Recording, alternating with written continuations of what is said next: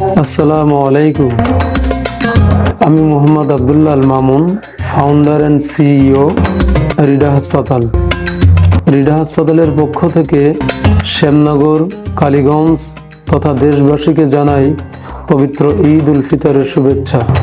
ঈদ মুবারক। দীর্ঘ 1 মাস সিয়াম সাধনার পর পবিত্র এই ঈদ আমাদের জীবনে বয়ে আনুক শান্তি, সম্প্রীতি ও সমৃদ্ধি।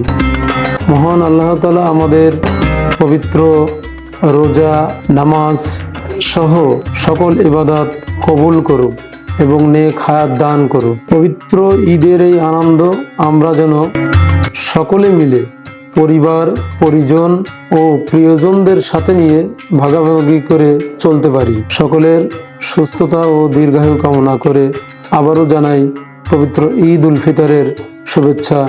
ঈদ মোবারক।